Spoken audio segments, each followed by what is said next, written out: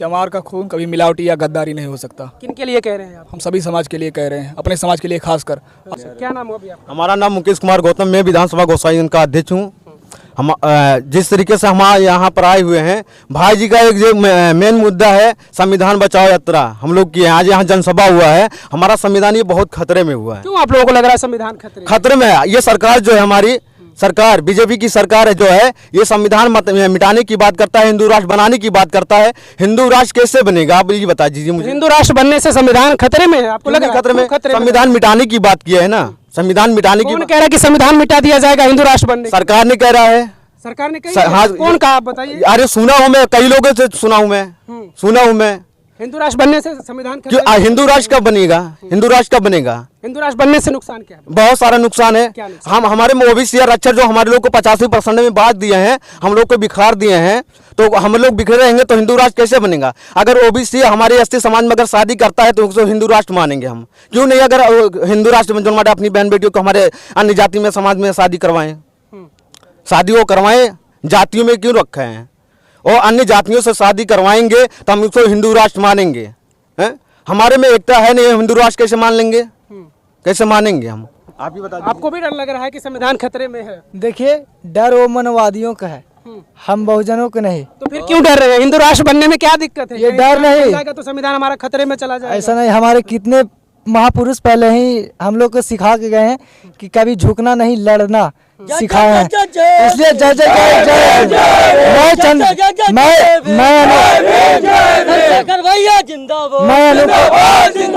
मैं अनुपम आजाद गया से सुना कि मैं मतलब यहाँ हमारे भैया चंद्रशेखर सर आ रहे हैं, इंस्टा पे देखें कि 29 तारीख को मतलब यहाँ पे आ रहे हैं आजमगढ़ में, तो हमने वहाँ से अकेले। अच्छा, गया से आप आ रहे हैं? बिहार से आ रहे हैं? हाँ, गया से आ रहे हैं, अकेले आ रहे हैं।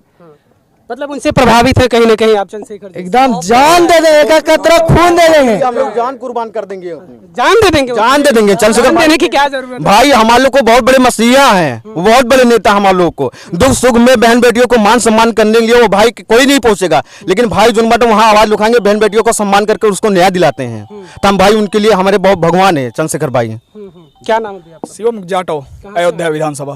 अच्छा, अयोध्या से आए हुए जी। हैं। क्या कहेंगे आप?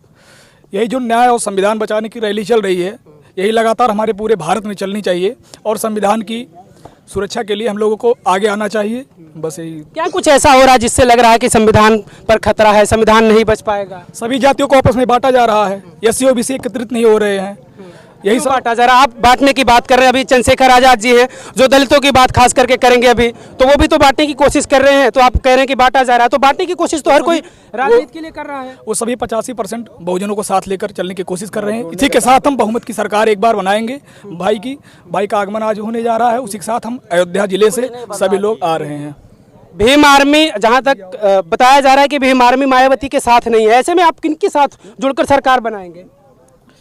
देखिए, जो बहन जी को देखिए, बड़े भाई चंद्रशेखर आज़ाद जी, उन्हें कई बारी मैसेज, ट्विटर, और भाई को गोली जब लगा था, अगर उन्हें इतना फिक्र अगर होता भाई को लेकर, तो शायद बहन जी उन्हें अपने पास बुलाती, लेकिन बहन जी को लगता है कि ऐसे छोटे मोटे लोगों को हम अपने पास नहीं ला सकते। सपोर्ट की हैं, बहुत सपोर्ट की हैं बहन जी। बहन जी का मैं मान सम्मान रखता हूं, लेकिन बहन जी अभी खुलकर नहीं कहना चाहती हैं, कोई आवाज़ नहीं उठाना चाहती हैं, लेकिन बहन जी हम सबके लिए बहुत काम किए हैं और उनके साथ हम भी समर्थन हैं। बहन जी के एक भतीजे हैं, आप लोग जानते होंगे, उन्होंने कहा कि मैं नहीं जानता वो कौन है, चंद्रशेखर आजाद को मैं जानता ही नहीं। देखो, जो महलों में रहकर अगर जमीन पर उतरेगा तो उसको अंदाजा नहीं रहेगा। हाँ, हम लोग की अहमियत नहीं समझेंगे, लेकिन भाई जो हैं और वो जमीनी स्तर से उठकर हम सबके बीच में आ रहे हैं, दुख सुख को हम लोग को बीच में देख रहे हैं, तो भाई कदर जान सकते हैं हम लोग की, गरीब मसीहों की, तो आकाश आनंद नहीं जान पाएंगे। क्या नाम है भैया आपका? मेरा नाम सूरज राज है। कहाँ से आए हैं? अयोध्या जिला गोसाईगंज विधानसभा। अयोध्या से आए हैं जी। हर कोई नेता जब छोटा होता है, बड़े स्तर पर जाता है, तो वो सिर्फ राजनीति करता है, और जो आम जनता होती है वो राजनीति का शिकार हो जाती है। कहीं ऐसा ना हो कि चंद्रशेखर आजाद भी राजनीति करने लगे और आप ये झंडा डंडा लेकर फिर राजनीति का शिकार हो जाए, आपको फिर वो चीज़ें ना मिल पाए जिन चीज़ों की उम्मीद में आप आज चंद्रशेखर आजाद के लिए रोड पर आ रहे हैं। जी नहीं, भाई पे मुझे पूरा विश्वास है, क्योंकि मान्यवर कांसीराम साहब ने जो नारा देके गए हैं, बहुजन हिताय बहुजन सुखाय, उसी पे भाई चंद्रशेखर आजाद जी उन्हीं की विचाराधाराओं पर, उन्हीं के रास्तों पर चल रहे हैं। क्या कह रहे थे भाई साहब आप? चमार का खून कभी मिलावटी या गद्दारी नहीं हो सकता। किन के लिए कह रहे हैं आप? हम सभी समाज के लिए कह रहे हैं, अपने समाज के लिए खासकर। आप भाई का साथ जीत दीजिए और बहुमत की सरकार बनाइए। कहाँ से आए हैं आप? जिला अयोध्या। अच्छा, अयोध्या से सारे लोग हाँ आए जी, हैं। गोसाई इसका मतलब आए हैं। 273। पता चला आपको कि आजमगढ़ में आ रहे हैं तो आप चले आए हो। हाँ जी, हाँ। क्या मांगे हैं आप लोगों की? हमारी मांगे बहुत कुछ है। क्या कुछ शिक्षा बताइए? चाहिए, रोजगार चाहिए, ऐसे ऐसे बहुत सारे हमको चाहिए जो हम मांगने आए हैं। इस सरकार से मांगेंगे। अच्छा, हाँ, देखिए, हम भाई के साथ तन मन धन मेहनत लगन से हैं और भाई के लिए मर मिटेंगे और सत्ता में भाई को स्थापित करेंगे। दिल्ली की कुर्सी पे भाई को प्रधानमंत्री के रूप में हम देखना चाहते हैं और हम लोग दिल्ली की कुर्सी पर गद्दी पर उन्हें सीएम पीएम बनाकर छोड़ेंगे, तभी शांत बैठेंगे। हिंदू राष्ट्र कोई फायदा नहीं? फायदा नहीं। हिंदू राष्ट्र से किस प्रकार से आप फायदा मांगना चाहते हैं, हमें आप ये बताइए। उनको बताइए जो हिंदू राष्ट्र की मांग करे कि हिंदू राष्ट्र बनना हिंदू चाहिए। राष्ट्र कैसे बना पाएंगे? हिंदू राष्ट्र उनको बनाने, हिंदू राष्ट्र वो पहले कि हिंदू गांव बना के दिखा दे। अगर उनमें इतने ताकत है, इतने उनको मेहनत लगन से अगर वो काम करना चाहते हैं तो एक बार हिंदू गांव बना के कोई दिखा दे। हिंदू राष्ट्र की बातें छोड़ दीजिए। अगर वो हिंदू राष्ट्र बनाएंगे तो पहले हम लोग ऐसा होने ही नहीं देंगे, क्योंकि स्वतंत्र भारत है, लोगों की जुबा है, जो चाहे बोल सकता है। और मैं सबसे पहले ये चाहता हूँ कि जैसे हिंदू राष्ट्र की बात ये करते हैं, वो स्वतंत्र है, वो अपनी बात रख सकते हैं, ठीक है। हम लोगों की बात ये है, हम लोग एक साथ होके, एक समाज के साथ एक होकर चलें, सबसे पहली बात यह है। और जिस प्रकार से कहते हैं कि हिंदू राष्ट्र बनाएंगे, हिंदू राष्ट्र कैसे बनाएंगे? हमारी बहन बेटियों के मंदिरों में रेप हो जाता है, बलात्कार हो जाता है, बहन बेटी हमारी मंदिरों से उठा ली जाती है, तो क्यों वहाँ पर हिंदू राष्ट्र को लागू के लोग क्यों वहाँ नहीं पहुँचते हैं? हिंदू कैसे बनाएंगे, हमें बताइए। आप बताइए।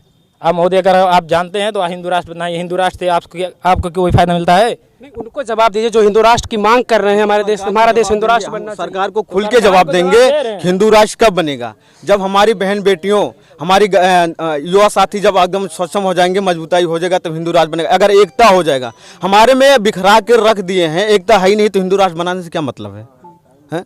हिंदू राष्ट्र बनाने से उनकी क्या फायदा है कोई फायदा नहीं है, क्योंकि हमारे समाज हमको 85% में बिखार दिए हैं। फिर उसको बात करते हैं क्या हिंदू राष्ट्र बनाने की बात करते हैं और संविधान मिटाने की बात करते हैं। जो हमारे महापुरुषों ने सदियों से लड़ाई लड़ते लड़ते चले आए हैं, हमारे आज भी समाज हमारा ये सही रूप से शिक्षित नहीं हुआ है, न संघर्ष कर रहा है। क्योंकि ये जो बीजेपी की सरकार है, हमको जातियों में बांट कर हमको पीड़ित करता है, हम लोग को सताता है, तो हिंदू राष्ट्र कैसे बन पाएगा? आप ही बता दीजिए सर।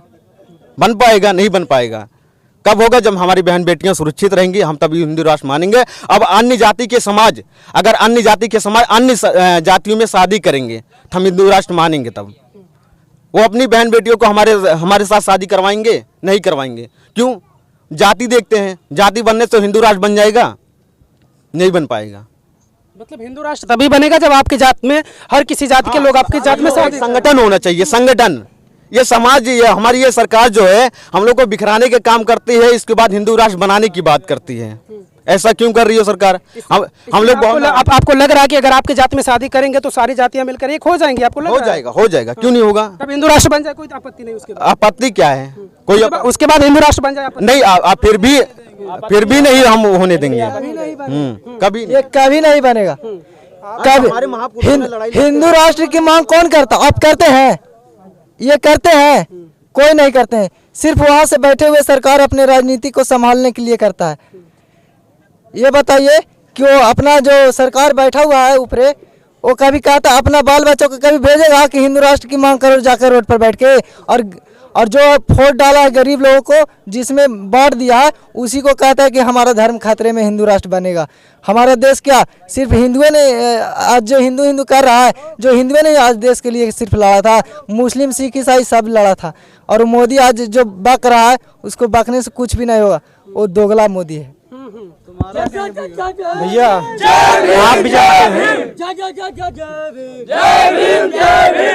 आप भी जानते हैं, बिना संविधान बदले हिंदू राष्ट्र की भावना स्थापित नहीं हो सकती है। और फिर संविधान को यदि बदला गया तो ये समझ लीजिए जो वंचित लोग हैं, जो गरीब लोग हैं, उनकी आवाज़ कभी नहीं सुनी जाएगी। जब भी हिंदू राष्ट्र था, उस समय था लगभग 5000 साल पहले से ये हिंदू राष्ट्र बना हुआ था। उस समय से आप देखेंगे दबे कुचले जो दलित लोग हैं उनको किस तरीके से दबाया गया।